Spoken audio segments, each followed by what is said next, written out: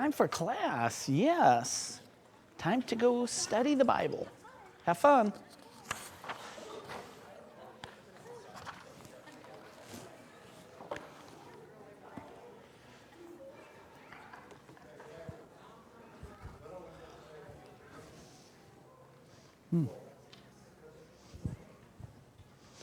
Can you make that graphic smaller? He's our little graphic there of happy people is was it the change in the format from my computer to your computer? Okay. Huh. It was the smaller size. Was that? Gingerbread men. Yeah. Happy gingerbread men. Gingerbread people. They are not gender specific. I wanted to start out tonight.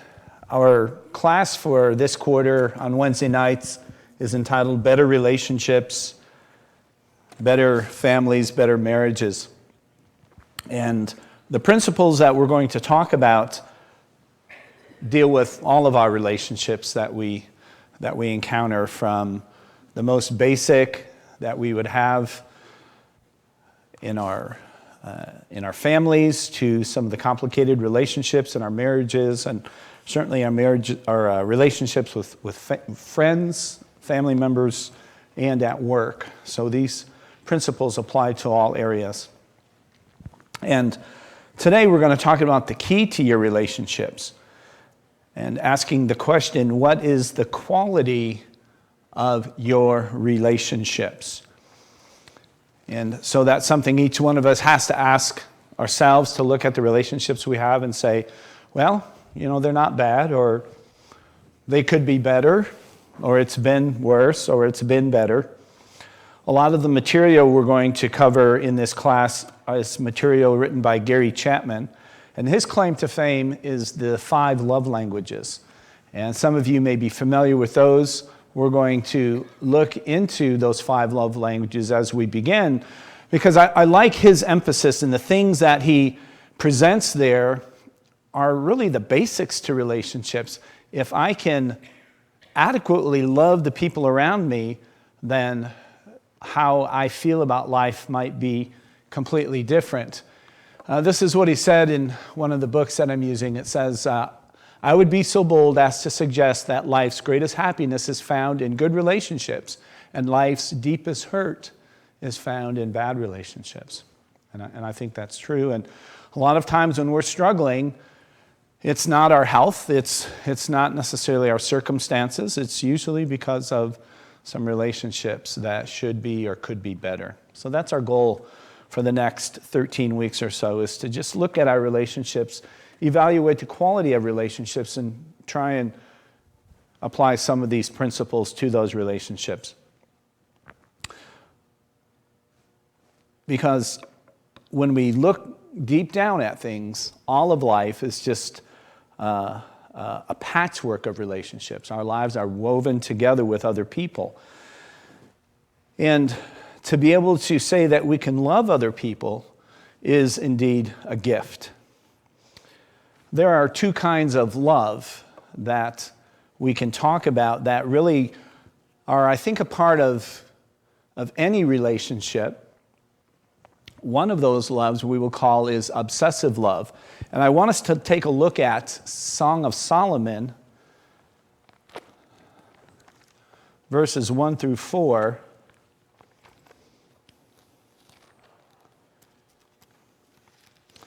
And get an idea of this obsessive love.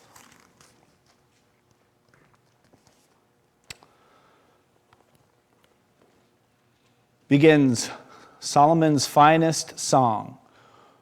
Oh, that he would kiss me with kisses of his mouth, for your love is more delightful than wine. The fragrance of your perfume is intoxicating. Your name is perfume poured out. No wonder young women adore you. Take me with you, let us hurry, that the king would bring me to his chambers. This description is an example of obsessive love.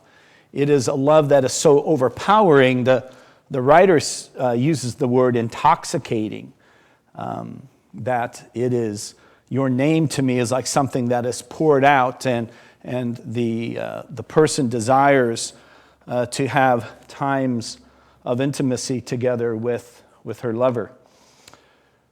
Though I'm giving the example of a romantic relationship, this idea of obsessive love, I think, applies to all things because it is first an emotionally based love. So any sort of relationship has at its beginning an emotional connection to it, either in anticipation or maybe there's the anticipation of something good happening in this relationship, whether it's a friendship, whether it's a job relationship, whether it's a dating sort of relationship, even in our family relationships. This is often where relationships begin. The other kind of love that we talk about and that we're going to focus on is the conscious love. And this is found, an example of this is found in Psalm chapter 139. And in this passage, it is a description of God's love for us. And his love for us is based on knowledge of who we are. So he says, Psalm 139, beginning in verse 1, Lord, you have searched me and known me. You know when I sit down and when I stand up. You understand my thoughts from far away. You observe my travels and my rest. You are aware of all my ways. Before a word is on my tongue, you know all about it, Lord. You have encircled me. You have placed your hand on me. This extraordinary knowledge is beyond me. It is lofty. I am unable to reach it. So the psalmist there is taking note and commenting on the fact that God knows about him deeply. God knows the details of our lives. He knows who we are. We're just not, when he says that he loves the world, we're just not part of this blob, the world, that he deeply and intimately knows us. And that sets the stage for our relationship with him. A lot of people struggle with knowing love or being able to experience real love. And that's because the initial place where people are to experience love is in the family. That's where we begin, is in a family. And sometimes parents don't know how to show love. From the extreme of abuse and neglect to the other extreme of indulgence, either one of those are not good expressions of love. They're not expressions of love at all. And when a young person does not receive love from a parent, it motivates them to search for love in other places. And oftentimes this seeking of love in other places leads to further disappointments. Some of the specific problems come with being neglected by either a mother or a father.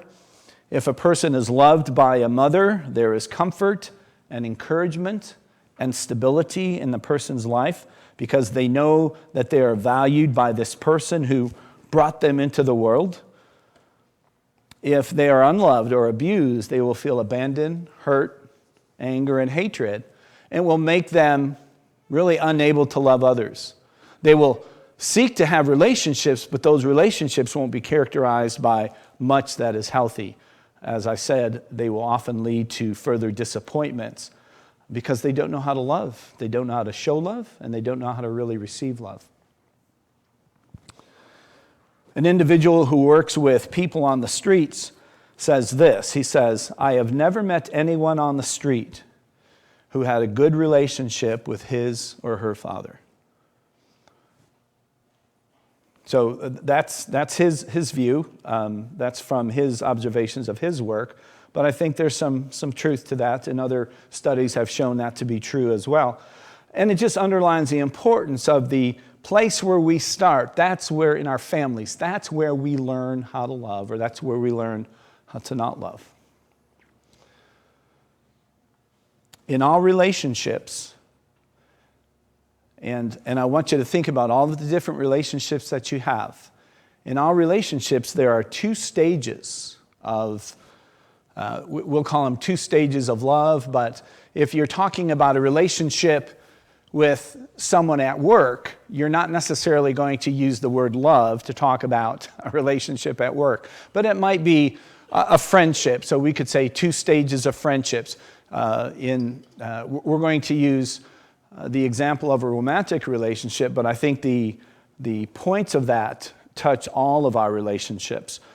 The emotional stage, using romantic love as an example, the person looks at this relationship and this emotional feeling as magical, obsessive, exhilarating, and addicting. So because of the emotions that they feel this relationship is somehow unique above all other relationships. They will feel an obsessive sort of connection to this person, and I don't mean that necessarily in a bad way.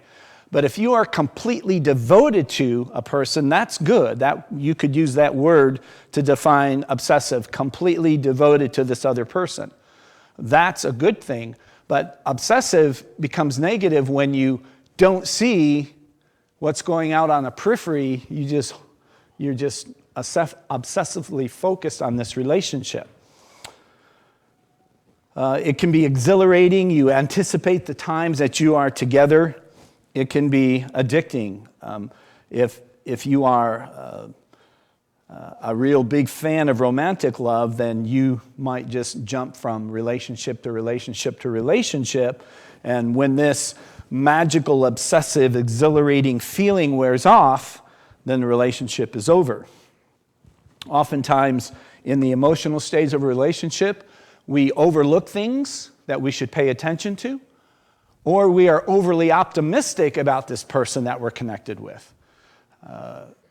Someone will say, well, this person has already been married several times and they've been through several divorces. And you'll say, well, the person that they were with before, they were the problem. And they chose poorly all these times, but our relationship is going to be different. You might see that there's a problem, but you will be overly optimistic and think, yeah, this is a problem, but I know love can overcome everything. And they're thinking about this emotional feeling. They feel like this emotional feeling will override any problems that they would otherwise have. The differences that they have are minimized, though if a person was paying attention, they might see that these differences are huge and vast, and there's this chasm between their life experiences, but they feel like, it's not as big as it is, and people have overcome greater obstacles than what we will be facing. But we know that with love, everything can be overcome. And then often happens is nothing but this relationship matters. Now, I may have communicated this in kind of a negative sort of way.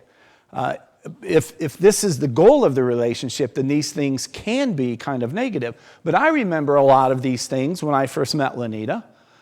And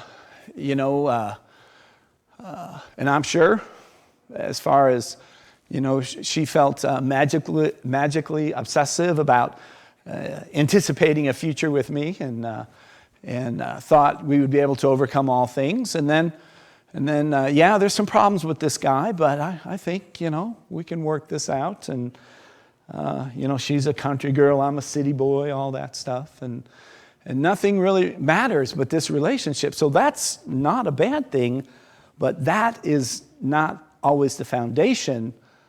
Well, it is the foundation, I guess is what I'm saying. There has to be an emotional connection. It has to be this total emotional devotion to the other person, but the second stage has to kick in. Now, I want to take this to the idea of the emotional stage. This happens when a child is born, I think. You have all this emotional hopes and dreams, and these feelings are overwhelming. This baby is going to just coo and love me and never going to spit up on me, and it's just everything I do for it. As it grows older, the child will rise up and call you blessed, and everything will be perfect. And then you got to change a diaper. Reality sets in. So this idea of the emotional stage fits with having a child, or another child, or another child. It fits with a friend, just a friendship. That as I meet this person, we have all this stuff in common, and we're going to spend time together, and we'll be able to share, and it might even be like a real meaningful sort of sharing relationship. And it could be the same with a working relationship, or even a job. You have all this hope that this job is going to fulfill you, and everything's going to be great, and you're going to make good money, and it's going to be the kind of place where it's like a labor of love. And so to begin emotionally strong is not a bad thing, but the feelings wear off over time, even with a child, even with your spouse, even with a job, with a coworker. So something else has to come into play after that. Unfortunately, many never get to this second stage. And this is what Gary Chapman calls the covenant stage. And so you see where I'm going with this. The emotion sets it off. It establishes some pretty neat things in your relationship. It creates some good memories that you can look back on. But emotions began to drop off when reality sets in. The covenant stage picks up where emotions leave off. Reality sets in, and the emotional flow is hindered by all the things that we were able to ignore in the wake of the strong and hopeful emotions. And so it's the same with the different relationships, the things that we expected to happen. What happens when they don't happen? Well, you are emotionally disappointed. The emotion is tapped down a little bit. There are habits that you thought maybe were cute at the beginning, but now are just really annoying. There are other things related to caring for one another and the give and take, say in a marriage relationship, that I just don't like doing this. This is not what I thought how it would be. And so what happens is you either give up or you realize you're going to have to invest a little bit more thought. And so we talked about in the two types of love. This is a more conscious sort of love. It is a more intellectual sort of love. It is not a love that comes from feelings anymore. As a matter of fact, it's the opposite. Because you've made an emotional commitment to this person or to this circumstance or to this job, now you have to make an intellectual commitment. And the emotions then proceed from that intellectual commitment. Yeah. Let's see. In this stage, emotions must be nurtured. Now, what's that word nurture mean to you? Let's just get a little discussion here. Yes?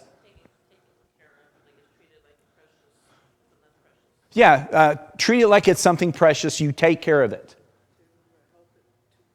Yeah, to help it. Yeah, to enrich it, to help it to grow, to throw some fertilizer on it. Right, it exactly does, yeah. And keep in mind, we're just not talking about the marriage relationship, but that's certainly there. When the emotions are not as strong, then we have to begin to be real about the circumstance, and we have to now invest time and nurture. What else? How do you define nurture? Yes? Feed and encourage. Yeah, feed and encourage, yeah. What else? Oh, yes. Find out what things affect it, like the time you have to get up in the morning. Yeah. The energy it takes to get where you're going. Yeah. And, like say, external things that you have to find ways to supply these. Like say, you may love doing your job, but there are things that affect it that you have to Right. conditions around, walls around. That's right. You may love doing your job, but there are things you have to do in order to make it happen. If you have to get up early, then you've got to make a decision that you will get up early. That means you might be going to bed early the day before and things like that. So there are things that you do to feed and grow the relationship. It just doesn't happen anymore. Ken, you had your hand? Got to compromise sometimes. Yeah. Yeah. And Nurture isn't just positive. I mean, there's negative emotions. okay. Those negative emotions need to be dealt with. Okay. Yeah. And he said that there are negative, there are negative emotions to deal with, and that is part of the nurturing. That is part of the feeding and the growing and the weeding of the relationship. Yeah. What else? I see nurturing as training Yeah. because you deal with positives, but you also have to deal with the negatives. Right. Yeah. And along with training is the idea of learning, discipline, however we want to put it. And so we are learning about the other person. Sometimes what we do creates part of the problem. Yeah. Yes. Along with discipline would be Oh, thank you. intentional. Yes, intentional. Yes, that's right. So you're paying attention to what you do and you say. You've discovered somehow that if I say this, I get this negative result, I'm going to stop saying that. Or I'm going to get tougher skin or something like that. Thank you, Daryl. Yeah, so the emotions have to be nurtured. And there's that fourth point, that covenant love is conscious love. It is intentional love. It is informed love.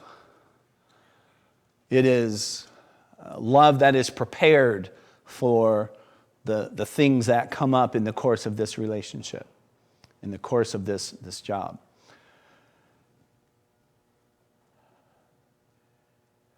And one of the things that we have to do,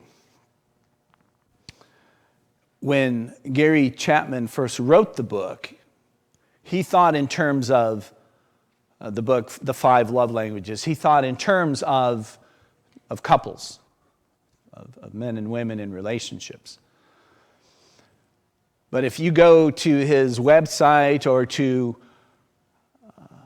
the bookstore where his books are presented, are sold, he has love languages for children, love languages for singles, love languages for military families. So he's trying to take all of this and tailor it to specific needs and specific relationships. His insights into these, I wonder how he first developed these things. And his point is that we need to learn how to love that other person in the way that they feel loved. We need to know what is love to them. And so he came up and discovered these 5 love languages. The part of that is not everyone feels love in the same way. We speak love in the way we feel love. And this is where the problem begins to present itself. You may feel love one way, and that's the way you're going to speak it, but your friend, your spouse, there's going to be different love languages in families. They're all going to be different. When we were going through some parenting curriculum, that was one of the lessons where we did this love language test for each one of our kids. so we could understand how best to love them individually. And we were all different. You'd think from the same family, we'd all be the same. But we're not. We were all different. And we all had a different need. We spoke different language. Our kids spoke a different language. And so we had to learn how to speak the language that connected with them, which means we must learn to speak a new language. One of the examples that is common, and you may have heard something like this before, is that in this couple, we have the wife who says, "I just don't feel loved." And then the man says, "How can you not feel loved? I tell you I love you all the time. I always compliment you on what you wear, and I say kind things to you. How can you not feel loved?" And I found that example interesting because oftentimes, like in my family, "I love you" was never said. The idea of saying "I love you" was not within my parents' giftedness. Now, my mom had an easier way of showing it than my dad did. My mom was more intentional. I couldn't tell you what my dad's love language was because he had a hard time showing love to us. So, and the wife said, "You always tell me stuff, but words don't mean anything. Show me you love me." So he's got the one love language, and she's got the other one. His has to do with words, encouraging words, things like that. Hers has to do with acts of service. So she feels loved when somebody does something for her. And he probably feels loved when somebody says something to him as their primary love language. Gary Chapman says people have maybe two. One is higher than the other. But there are two options that everybody has. So these two people are never going to feel loved by one another. And they're going to wonder why, because they feel like they're being loving, but they're not speaking the language that the other person needs to hear. So there are the 5 love languages, and we'll go over these in a little bit more detail as the weeks go on, in the next couple of weeks. The one is acts of service. That just means you like to serve people. You like to do things for others. And that's how you show love. One of them might be gift giving. You love getting gifts, and so when you show love, you give gifts. And that's a big one. Physical touch. And of course, this is more than just the intimacy in a marriage relationship, but some people just like to hug and touch and hold hands and stuff like that. Would you think this is Micah's? Yeah, Micah is so touchy-feely. Do you guys know that too? Some of you guys who get to hang around him, yeah, he's just always, and you can't come close to him. You can't come near him without him touching you. And that can freak us out at time to time. Weren't ready for that. Okay, quality time. Just spending time together. You don't have to do anything. Just spending time together. And I wonder if this wasn't my dad's. Because I know when we did have opportunity to do that, we did have some good talks. And then words of affirmation is the 5th one. Now I've asked Ken to pass some of these out. So can I get, Daryl, can I get your help too? Let me have about half that stack. So these are the love language tests, profiles. So hopefully I have one for each of you. If you want more than one and we have extras, that's fine. You can take that, but let us get it passed out.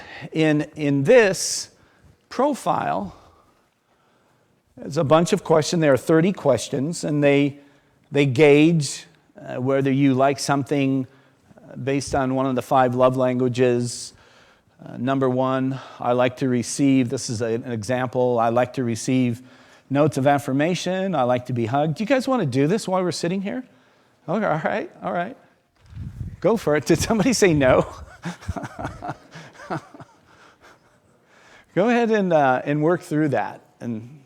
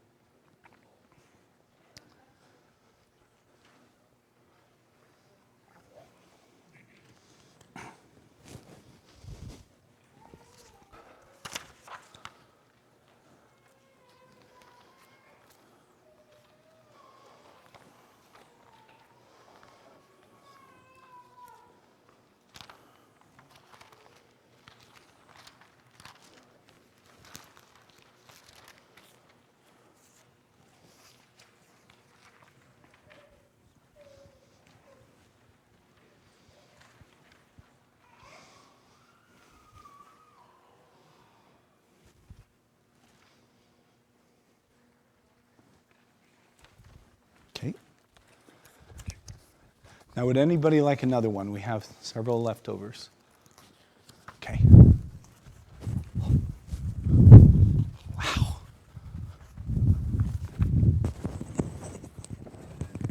Did you hear that whooshing sound? How many? Just 1 or 2? Yeah. Anyone else?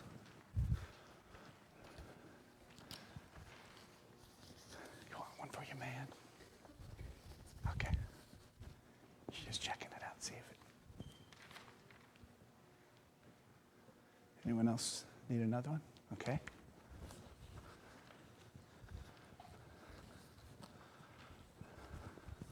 Okay.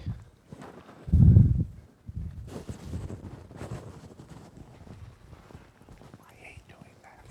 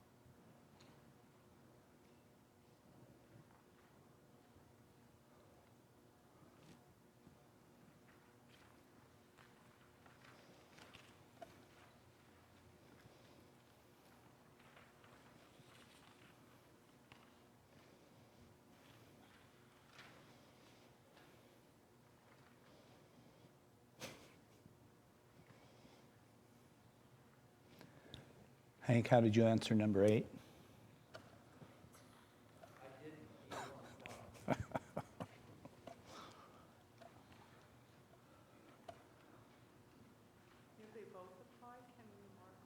No, you have to do one or the other. And yeah, I'm with Hank, so I just got to pick which one I like best. Hank, call me handsome, see how that feels. Pardon? Call me handsome, see how that feels. But I'm not allowed to lie. Okay. Oh. Fair enough. Yeah. Oh, thank you. Yeah, that feels good. Okay.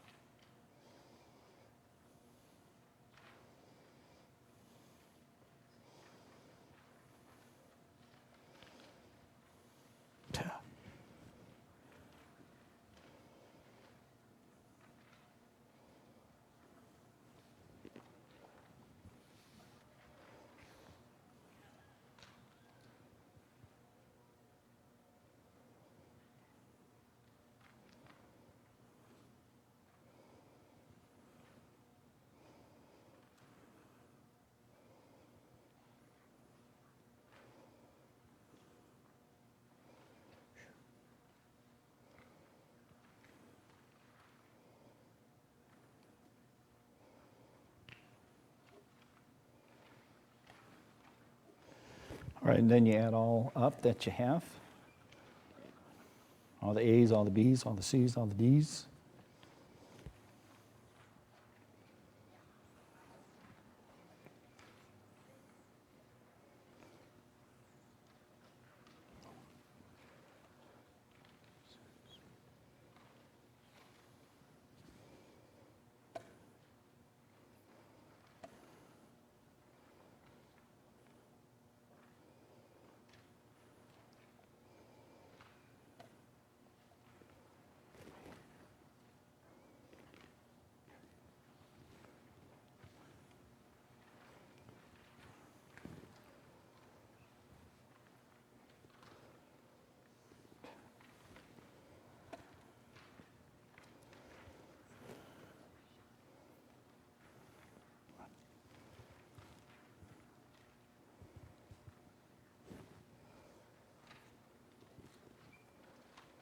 Ooh.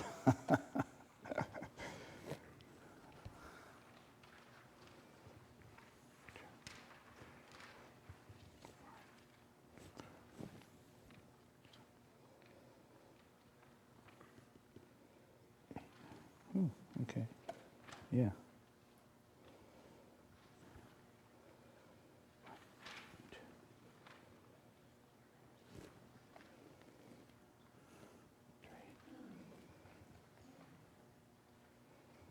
Oh, well, okay. All right. Everybody done doing the math?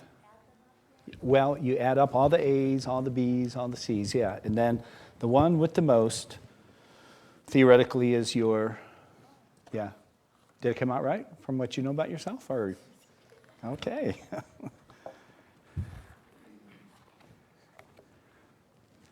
Yeah, and I think this is accurate of me.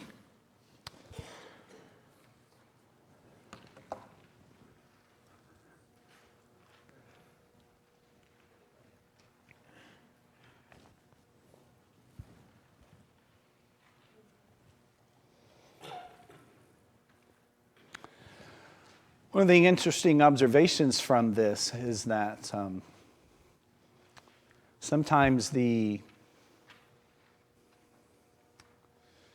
feeling of accomplishment in a job can be either helped or hindered by feeling that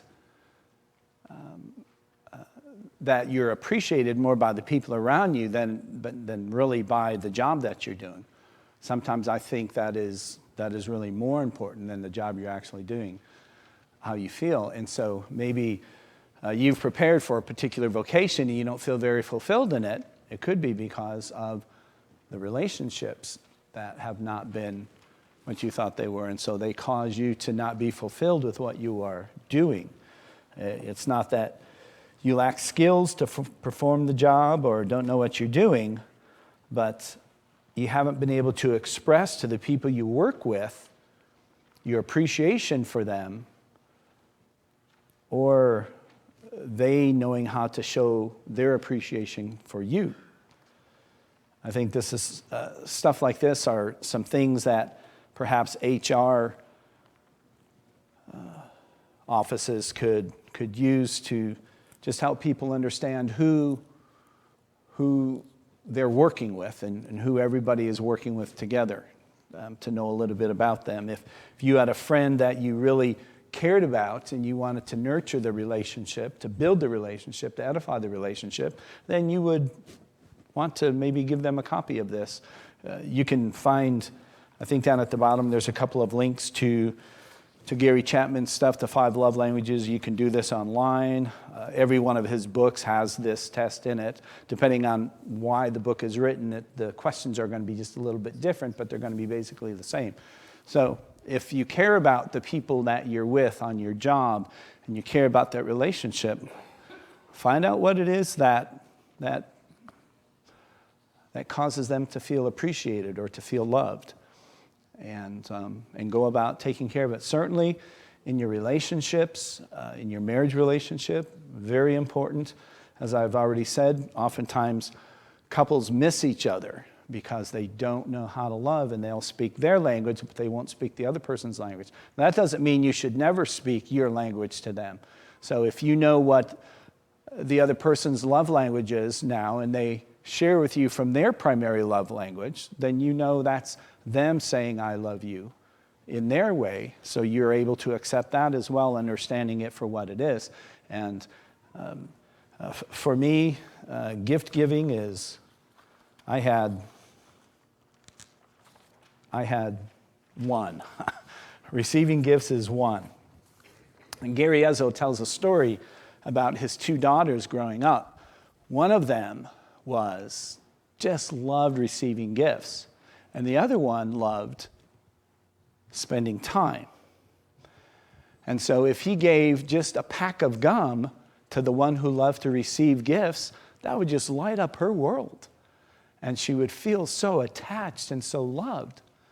But if he gave the pack of gum to the one who liked spending time together, she would say, is there something wrong with my breath? Do I need to brush my teeth? And so the same gesture is interpreted two different ways. So it's very important that we are able to show love appropriately and in ways that people feel loved. It will help all of your relationships. So love really is the key to all of our relationships. And the standard for us is to take this idea of being intentional to the extent that Jesus did. So 1 John chapter 4, verses 7 through 12 is really the chapter that best communicates the standard of love and underlines the fact that we should be intentional, that our goals should be covenantal in our relationships, meaning that I realize in this relationship you need something, but I also need something. And so we make an agreement to meet each other's needs, to love each other in a way that we feel loved. John writes, starting in verse 7, "Dear friends, let us love one another because love is from God. And everyone who loves has been born of God and knows God. The one who does not love does not know God because God is love. God's love was revealed among us in this way. God sent his one and only Son into the world that we might live through him. Love consists in this, not that we loved God, but that he loved us and sent his Son to be the propitiation for our sins. Dear friends, if God loved us in this way, we also must love one another. No one has ever seen God. If we love one another, God remains in us, and his love is perfected in us." I think part of his statement in verse 12 is when he says, no one has seen God, but God can be seen in loving one another. I think that's kind of behind the scenes. So as we close, love in its highest form is seeking the benefit of others. And that's what we see in what Jesus did for us. His actions were for our benefit, seeking the benefit of us. And it's because he wanted to have relationship with us. That is the payoff for him. Not that he simply got us to do what he wants us to do. That's not a good basis for a relationship. But that he has people who love him and I want to say, love God according to God's love language. And we read in Scripture that obedience to his commands is how we show love to him. And I want to encourage you to invest the time in learning the 5 love languages. In learning the love languages are the people that you're in different relationships with. And begin to love in that way so that you might not only be able to communicate love, but they will also be able to feel love. So let's have a prayer, and we'll close. Again, if I have several of these assessments left, and so if you would like one, please come see me.